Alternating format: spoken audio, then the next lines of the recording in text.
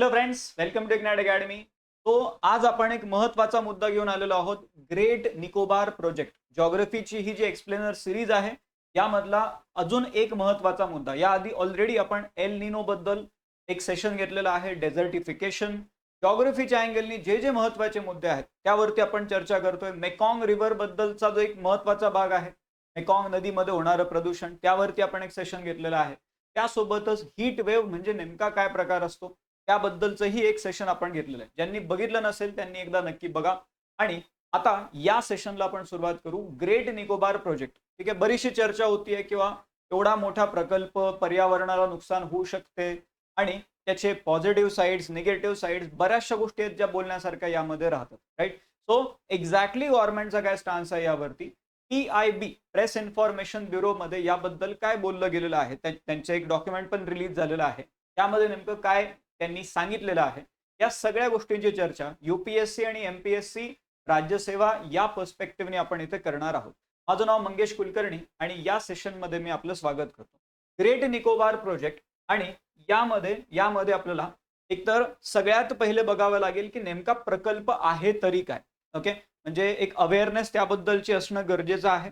Because ते म्हणतात की स्ट्रॅटेजिक, इकॉनॉमिक आणि एन्व्हायरमेंटल या तीनही गोष्टी यामध्ये महत्वाच्या राहतात. ओके, तो सगळ्यात पहिले बघू आपण की नेमका हा काय इशू आहे, काय प्रोजेक्ट आहे. ठीक आहे, this is your Andaman and Nicobar island. ठीक आहे, 10 डिग्री चॅनल अंदमान आणि निकोबारला सेपरेट करायला. राईट. आता इथे होतं काय, किंवा तुमचा हा जो पूर्ण भाग आहे निकोबार आयलँड्सचा, हा जो पूर्ण भाग आहे, इथून जर तुम्ही हे पूर्ण सी रूट बघितले तर आपल्याला हा जो एक ग्रेट निकोबार मधला हा जो पार्ट आहे, खाली इंडोनेशिया दिसायला, दिस पार्ट इज हायली इम्पॉर्टंट. का? कारण मलाक्का स्ट्रेट पासून हा हार्डली काही मैल्स अंतरावरती आहे.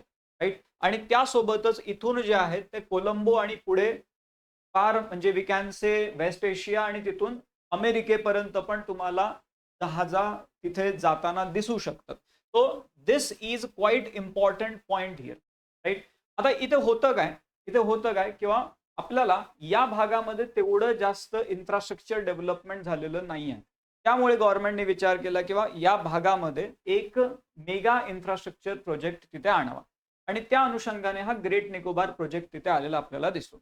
आता यामध्ये गोल काय आहे तर मोठ्या प्रमाणात इथे इन्फ्रास्ट्रक्चर डेव्हलप करणं, भारताच्या ब्लू इकॉनॉमीला प्रमोट करणं, त्यासोबतच भारताची जी आपण म्हणतो ना ऍक्ट ईस्ट पॉलिसी आहे त्या पॉलिसीला अनुसरून पण आपल्याला हा भाग बघायला मिळतो. ओके. आणि मग ओव्हरऑल इंडियाचा प्रेझेन्स तिथे चांगला व्हावा. म्यानमार, चायना, श्रीलंका या भागामध्ये जे रिजनल डेव्हलपमेंट्स आहेत आपला पण काहीतरी प्रेझेन्स असावा. या अनुषंगाने आपल्याला हा पूर्ण प्रोजेक्ट आलेला दिसतो. ओके. आता इथे in between you can see खूप सारे वेगवेगळे प्रश्न पण आपल्याला दिसतात जे UPSC पूर्व परीक्षेमध्ये आलेले प्रश्न आहेत. किंवा 10 डिग्री चॅनल जे आहे ते कोणत्या दोन आयलँड्सने सेपरेट होते. 10 डिग्री चॅनल थोडक्यात कोणत्या दोन आयलँडला सेपरेट करते ते आपण बघतो, अंदमान आणि निकोबार. UPSCचा प्रश्न पण आहे. आता नेमका हा काय प्रोजेक्ट आहे. ठीक आहे, 4 गोष्टी आहेत या प्रोजेक्टमध्ये, ग्रेट निकोबार प्रोजेक्टमध्ये. 4 गोष्टी काय आहेत. पहिलं तर आहे international container transshipment terminal, ICTT. Okay, महत्वाचा भाग आहे. This is basically a deep water port जे इथे बनवलं जाणार आहे. त्यासोबतच इथे एक ग्रीनफील्ड एअरपोर्ट पण बनवलं जाणार आहे. ग्रीनफील्ड आणि ब्राऊनफील्ड दोन शब्द असतात. ग्रीनफील्ड म्हणजे काय, असं एअरपोर्ट जे कम्प्लिटली नवीन जमिनीवरती बनवलं जातंय.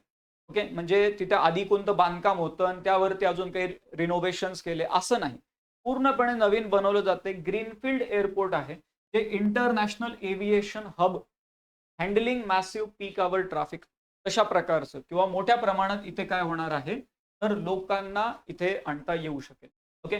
त्यासोबतच इथे एक टाउनशिप देखील बनवली जाते आहे आणि 16,610 हेक्टर एवढ्या मोठ्या प्रमाणात रेसिडेन्शियल, कमर्शियल, ओव्हरऑल ते इकॉनॉमिक डेव्हलपमेंटच्या अँगलनी पण ही टाउनशिप इथे बनवली जाते आहे.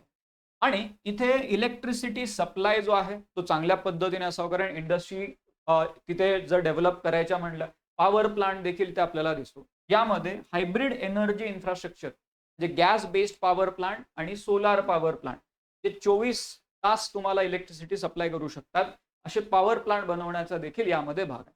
So this is the entire project. Okay. आता यामध्ये ट्रान्सशिपमेंटचा अर्थ काय होतो, कारण तिथे ट्रान्सशिपमेंट पोर्ट बनवायचंय म्हणतात. तर ऍक्च्युअल मध्ये इथे होतं काय किंवा हे ओरिजिन पोर्ट आहे समजा, एका ठिकाणाहून जहाज निघालेली आहे आणि ती येते आहे या ट्रान्सशिपमेंट पोर्टला. हे मधलं जे आहे याला म्हणतात ट्रान्सशिपमेंट पोर्ट. तर या जहाजेमध्ये जे काही सामान आहे ते या पोर्टला अनलोड होते, दुसऱ्या एका जहाजेमध्ये रिलोड केलं जाते आणि त्यानंतर पुढे डेस्टिनेशनला ही जहाज जाते. ठीक आहे, मधला स्टॉप आहे समजून घ्या तो. ठीक आहे, थांबून दुसऱ्या जहाजेमध्ये सामान जे आहे ते रिलोड केलं जाते. आता हे ट्रान्सशिपमेंट पोर्ट इथे का बनवलं जात आहे, तर या भागामध्ये जर आपण बघितलं तर इथे असे कोणते डीप वॉटर पोर्ट नाही आहेत आणि त्यामुळे इथे आपल्याला काय बघायला मिळते, किंवा इथून जहाजा त्या जाऊ शकत नाही. त्यामुळे काय करावं लागते, जहाज एक तर सिंगापूर किंवा कोलंबो त्या दोन पोर्ट्सला डायव्हर्ट करावे लागेल. त्यामुळे इथे मोठ्या प्रमाणात आपला रेव्हेन्यू जो आहे तो तिथे म्हणजे कमी होऊन जातो. का, कारण आपल्याला शिप्स जे आहेत ते डायव्हर्ट करावे लागेल. तो हा प्रॉब्लेम आपल्याला इथे दिसतो. याला सोल्युशन म्हणून काय केलं गेलं, तर या भागामध्ये ग्रेट निकोबारच्या भागामध्ये हा गलाथिया बे नावाचा जो भाग आहे, इथे हे एक डीप वॉटर पोर्ट बनवलं जातं. ओके, गलाथिया बे. आणि हे डीप वॉटर म्हणल्यावरती किती, तर ह्याची वॉटर डेप्थ 30 मीटर पेक्षा जास्त आहे म्हणतात आणि ओव्हरऑल याची 14.2 मिलियन TEU एवढी कॅपॅसिटी पण आहे. ओके, सो हे एक महत्वाचं पार्ट राहू शकणार आहे या भागामध्ये, because it will give solution to one problem. कारण एक तर आपला एक डिपेंडन्स जो आहे दुसऱ्या देशांवरचा तो थोडासा कमी पण होऊ शकेल इथे, राईट.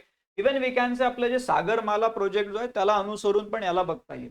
ओके, आता यामध्ये ग्रीनफील्ड एअरपोर्टचं आपण बोललोच, किंवा मोठ्या प्रमाणामध्ये जवळपास 4,000 लोक या एअरपोर्टवरून बेसिकली इथे येऊ शकतात किंवा इथून जाऊ शकतात, पीक आवर पॅसेंजर जे आहेत. आणि इथे होऊ शकेल किंवा वर्षभरामध्ये 1 मिलियन पासून ते 10 मिलियन पॅसेंजर्स पर्यंत पर इयर एवढे लोक इथे हँडल केले जाऊ शकतील या एअरपोर्टवरून. आणि यामुळे काय होणार आहे, तर एक तर टुरिझम तो एक भाग झाला, कारण नियर बाय जर बघितलं आपण तर हे काही टुरिस्ट डेस्टिनेशन आहे. फॉर एक्झाम्पल फुकेट आहे, तो इथे पण काय होणार आहे की मोठ्या प्रमाणामध्ये लोक येतील. अंदमान निकोबारमध्ये पण टुरिझमला बूस्ट मिळू शकेल. आणि टाउनशिप डेव्हलपमेंट जे आहे, जे आपण बोललोच, किंवा एवढ्या मोठ्या प्रमाणात रेसिडेन्शियल कमर्शियल अशा प्रकारची टाउनशिप बनवली जाते आहे. आणि पॉवर प्लांट इथे बनवला जातो आहे, गॅस आणि सोलार बेस्ड पॉवर प्लांट. आणि यामुळे काय होणार आहे, तर डिझेल जनरेटर्सवरचा डिपेंडन्स कमी होईल आणि त्यासोबतच तुम्ही एक प्रकारे काय करू शकता, तर renewable source, solar power plant जर म्हणलं आपण तर रिन्युएबल सोर्स ऑफ एनर्जीचा वापर तिथे होऊ शकेल, right. 450 milli mega volt ampere, MVA म्हणजे ते मेगा वोल्ट एम्पियर, सो तेवढी त्याची कॅपॅसिटी असेल, राईट. आता यामध्ये एकतर टाइमलाईन कशी आहे बघा. आता 2025 ते 2035 या 10 वर्षासाठी फेज 1 आहे याची, जिथे 72.12 स्क्वेअर किलोमीटर एवढा एरिया डेव्हलप केला जाणार. त्यानंतर फेज 2 जे आहे 36 ते 41 इथे 45.27 स्क्वेअर किलोमीटर एवढा एरिया डेव्हलप होईल. फेज 3 मध्ये जे 2042 ते 2047 त्या दरम्यान होणार आहे, तिथे 48.71 स्क्वेअर किलोमीटर एवढा एरिया डेव्हलप केला जाईल.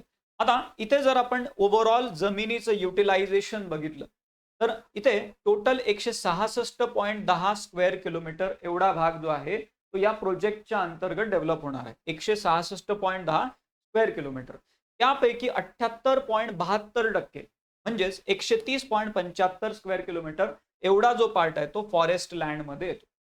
आणि इथे सगळा इश्यू व्हायला, किंवा जे 78% जमीन तर फॉरेस्ट लँड वाली आहे, उरलेली जी आहे ते रेव्हेन्यू लँड आपण म्हणतोय 35.35 square kilometre non forest land आहे. ओके, तो 21.28% नॉन फॉरेस्ट, 78.72% फॉरेस्ट लँड.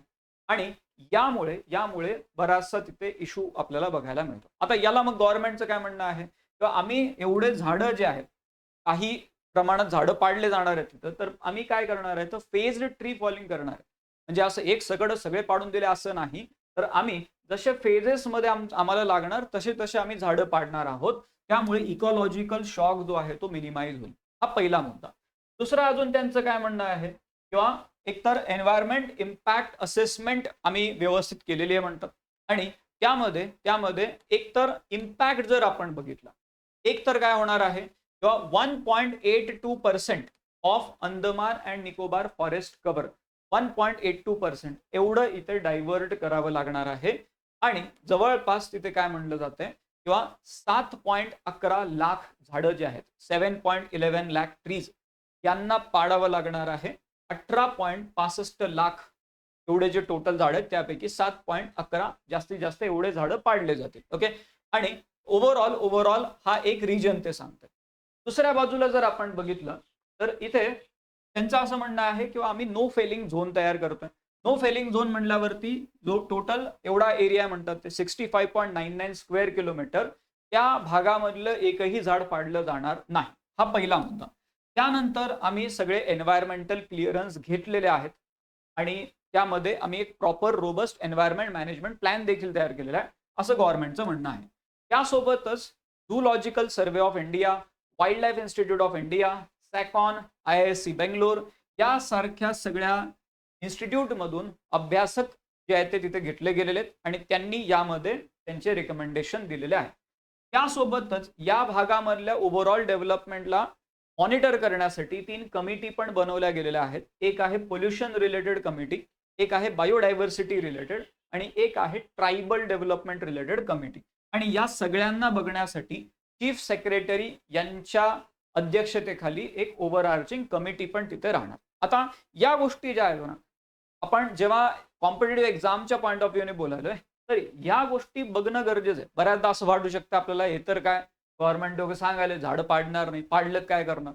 पण उद्या जाऊन तुम्ही गव्हर्नमेंटमध्येच जाणार आहात, त्यामुळे तुम्ही गव्हर्नमेंट बद्दल सस्पिशियस राहणं एक भाग आहे, बट गव्हर्नमेंटनी जे काही डिटेल दिलेले आहेत ते तुमच्या उत्तरामध्ये येणं तर अपेक्षित आहे, राईट. एन्व्हायरमेंट क्लिअरन्स, त्यानंतर या इन्स्टिट्यूट्स, राईट. सो हे कमिटी या स्ट्रक्चरल गोष्टी आहेत ज्या तुम्हाला तिथे उत्तरामध्ये असणं गरजेचं आहे. इंटरेस्टिंगली अजून एक काय आहे ना, किंवा हे इथे जे आपण एन्व्हायरमेंटल इश्यू बोलतोय किंवा या भागामधल्या पर्यावरणाबद्दल जर आपण बघितलं तर UPSCच्या पूर्व परीक्षेमध्ये यावरती तुम्हाला सारखे प्रश्न आलेले दिसतात. जसं इथे एक प्रश्न आपल्याला दिसतो, किंवा असं कोणता भाग आहे जिथे मँग्रोव्ह फॉरेस्ट, एव्हरग्रीन फॉरेस्ट आणि डेसिडस फॉरेस्ट या तीनही गोष्टी आढळतात, तो म्हणजे अंदमान आणि निकोबारचा भाग. UPSCचा 2015चा प्रश्न आहे. इकडे जर बघितलं तर तुम्हाला अजून एक जो भाग दिसतो की असं कोणता रिजन आहे खालीलपैकी तिथे सगळ्यात जास्त नॅशनल पार्क आहेत. सध्या जर बघितलं तर मध्य प्रदेशमध्ये 11 नॅशनल पार्क आहेत, पण जर एक केंद्रशासित प्रदेश म्हणून जर आपण बघितलं तर अंदमान आणि निकोबार मध्ये आपल्याला सगळ्यात जास्त नॅशनल पार्क बघायला मिळाले. टोटल 9 नॅशनल पार्क आहेत. तो त्या अँगलने UPSCचे प्रश्न पण तसेच राहतात की या भागामधल्या ओव्हरऑल इकॉलॉजी वरती प्रश्न ते विचारतात. आता यामध्ये कॉम्पेन्सेटरी अफॉरेस्टेशन प्लॅन पण तयार केला गेलेला आहे, किंवा इथे एकतर त्यांचं काय म्हणणं आहे किंवा आम्ही एका भागातले झाडं तोडतोय ना दुसरीकडे झाडं लावणार. Okay, that is basically compensatory afforestation. आणि अंदमान आणि निकोबार मध्ये ऑलरेडी जर आपण बघितलं तर तिथे जेवढी जमीन आहे त्याच्या 75% पेक्षा जास्त भागामध्ये फॉरेस्ट कव्हर ऑलरेडी आहे. मग लावणार कुठं झाडं? ओके, ऑलरेडी जर इथे जागा नाहीये झाडं लावण्यासाठी तर इथे पॉलिसी सोल्युशन काय केलेलं आहे तर हरियाणामध्ये झाडं लावले जातात. ओके, अफॉरेस्टेशन जे आहे ते हरियाणामध्ये प्लॅन केलं गेलेलं आहे.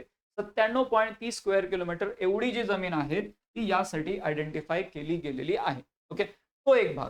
त्यासोबतच अंदमान आणि निकोबार मध्येच 2.4 मिलियन झाडं जे आहेत ते ऑलरेडी प्लांट केले गेलेले आहेत आणि त्याचा एक इनिशिएटिव्ह आहे त्यांचा, एक पेड मा के नाम, या इनिशिएटिव्ह अंतर्गत तिथे झाडं पण लावले गेलेले आहेत. ओके, आणि मग इथे कॉम्पेन्सेटरी अफॉरेस्टेशन आणि there is one authority also, right, compensatory afforestation fund act, that is CAMPA, right. त्याचं पण मेन्शन तुम्हाला उत्तरामध्ये इथे करता येऊ शकतो. ठीक आहे, सो हरियाणामध्ये त्यांनी एक भाग प्लॅन केलेला आहे तसा.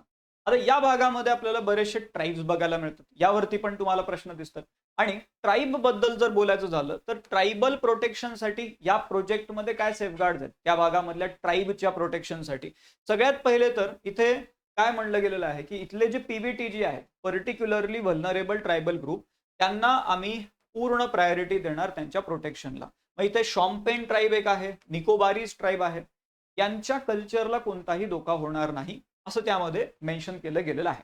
त्यासोबतच झिरो डिस्प्लेसमेंट पॉलिसी त्यांनी सांगितलेली. झिरो डिस्प्लेसमेंट, कोणालाही विस्थापित केलं जाणार नाही आणि there will be no relocation of existing habitations. कारण हा जो प्रोजेक्ट आहे इथे 2 अशा जागा आहेत जिथे ट्रायबल पॉप्युलेशन आपल्याला मोठ्या प्रमाणात दिसते. PBTG पॉप्युलेशन, न्यू शिंजेन आणि राजीव नगर.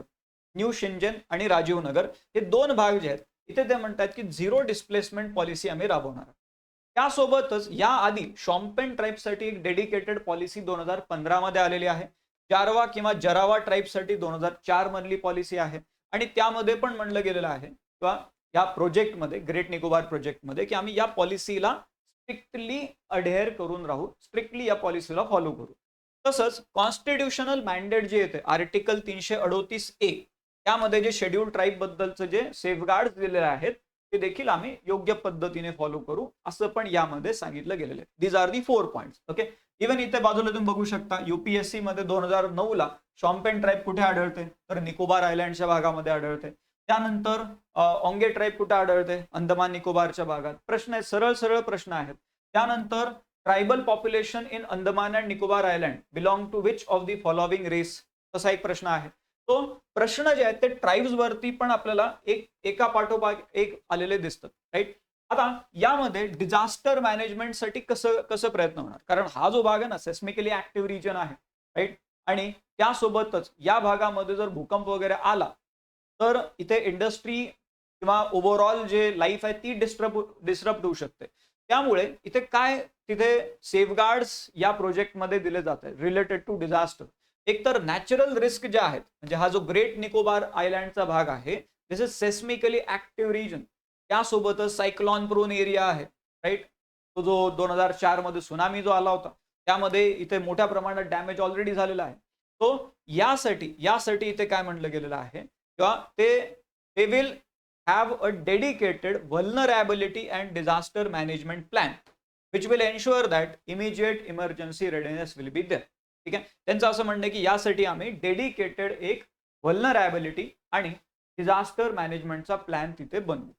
दुसऱ्या बाजूला इथे काय आहे की हा जो भाग आहे इथे मोठ्या प्रमाणामध्ये इंडस्ट्रियल हजार्ड देखील होऊ शकतात. जर एवढं डेव्हलपमेंट झालं, इंडस्ट्रियल हजार्ड जर झाले तर त्या केसमध्ये हे तर नॅचरल नाही आहे, राईट. हे अँथ्रोपोजेनिक झाले, मानवनिर्मित झाले.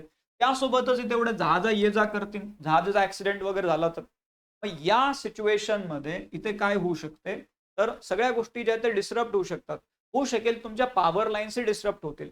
त्यासाठी इथे काय म्हणलेलं आहे किंवा हे जे 450 मेगा वोल्ट अँपियर एवढ्या कॅपॅसिटीचं जे पॉवर प्लांट्स आहेत, गॅस आणि सोलार पॉवर प्लांट, हे काय एन्श्युअर करतील की एनर्जी ऑटोनॉमी राहील, एनर्जी साठी कुठेही तिथे डिस्टर्बन्स क्रिएट होणार नाही. ओके. हे 2 मुद्दे इथे सांगितले जात आहेत. आता एक्झाम मध्ये जर महत्वाचं आहे UPSC आणि MPSC मध्ये, प्रिलिम्स मध्ये ते सगळं विचारलं जात असते. 10 डिग्री चॅनल, गलाथिया बे कुठे आहे ते विचारू शकतात. इंदिरा पॉइंट जो आहे, राईट, भारताचा सगळ्यात दक्षिणेकडचा जो पॉइंट आहे त्यावरती ते विचारू शकतात. त्यासोबतच मग ते कुठं डायव्हर्ट केलं जात आहे, हरियाणामध्ये केलं जात आहे, कॅम्पा म्हणजे काय, राईट. या सगळ्या गोष्टी, शॉम्पेन ट्राईब किंवा हे सगळे इथल्या ज्या ट्राईब्स आहेत, PVTG, टोटल PVTG किती आहेत भारतामध्ये, असे वेगवेगळे प्रश्न तुम्हाला प्रिलिम्स मध्ये विचारले जातात. मेन्स मध्ये ओव्हरऑल या इश्यूचं अनालिटिकल पूर्ण जे डिस्क्रिप्शन आहे ते तुम्हाला विचारलं जाऊ शकते, राईट. म्हणजे इथला ओव्हरऑल जर आपण म्हणलं तर कॉन्स्टिट्यूशनल काय मॅन्डेट्स आहेत, सेफगार्ड्स आहेत, त्यासोबतच जॉग्राफिकल अँगलनी इथे प्रश्न येऊ शकतो किंवा इथली जी जॉग्राफी आहे ती एक्सप्लेन करा, राईट, तसं एक होऊ शकते. त्यासोबतच तुम्हाला इकॉनॉमिक डेव्हलपमेंट, एन्व्हायरमेंट, त्यासोबत डिझास्टर मॅनेजमेंट, या वेगवेगळ्या अँगलनी या मेन्स मध्ये देखील या मुद्द्यावरून प्रश्न विचारले जाऊ शकतात. ओके. आता नेमकं इथे काय चॅलेंजेस आहेत, म्हणजे एका बाजूला आपण म्हणतो किंवा येस, हा एक भारतासाठी एक इन्फ्रास्ट्रक्चर वाईज एक खूप चांगला बेनिफिट यामध्ये होऊ शकतो. पण यामध्ये नेमके चॅलेंजेस काय काय आहेत, तर एन्व्हायरमेंटल कन्सर्न तर आहेत. झाडं तुम्ही पाडले जाणारे झाडं, राईट. आणि इथे जरी म्हणलं गेलं की हा 65 स्क्वेअर किलोमीटरचा ग्रीन झोन असेल, इथे झाडं पाडले जाणार नाही, तरी देखील इथे काय होणार आहे, बाकीच्या भागामध्ये झाडं तर पाडले जातील. आणि झाडं जर पाडले जात आहेत तर हा एक पूर्ण म्हणजे एव्हरग्रीन फॉरेस्टवाला पार्ट आहे, इररिव्हर्सिबल चेंज होऊन जाणार आहे, राईट. तो एक पहिला भाग आहे. There will be irreversible ecological change आणि यामुळे इथल्या फ्लोरा फॉनावरती इम्पॅक्ट होणार. त्यासोबतच मराईन इकॉलॉजी वरती देखील इम्पॅक्ट होणार. जहाजा ये जा करते, एखादा ऍक्सिडेंट झाला, जहाजेमध्ये ऑइल असेल, ऑइल जर सांडलं तर it will be having disasters impact on the marine biodiversity. तो एक भाग झाला.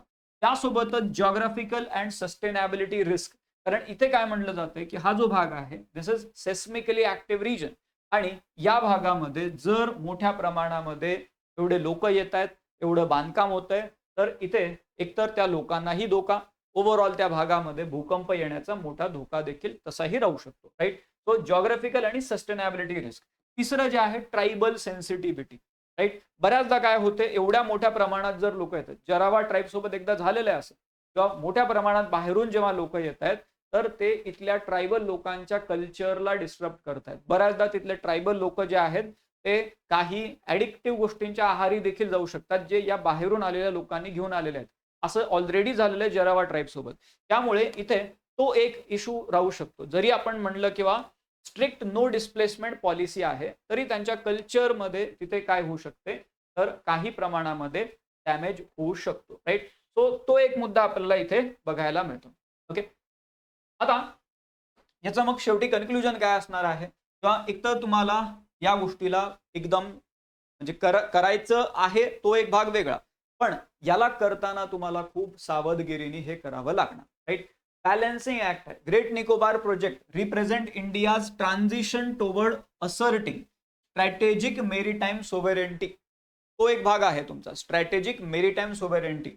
But you need to navigate the fragile ecological realities also, right. म्हणजे तिथली जी एक नाजूक इकोसिस्टम आहे त्याला देखील तुम्हाला एकदमच सावधानीने तिथे हँडल करावं लागणार, राईट. त्यामध्ये तुम्हाला सगळ्या जे जे बोललं जाते त्याला स्ट्रिक्टली ॲडहेअर करावं लागेल. मग वाईल्ड लाईफ इन्स्टिट्यूट असेल किंवा झूलॉजिकल सर्व्हे ऑफ इंडिया असेल, यांचे जे काही कमिटीचे रिकमेंडेशन आहेत त्याला तुम्हाला स्ट्रिक्टली ॲडहेअर करावं लागणार.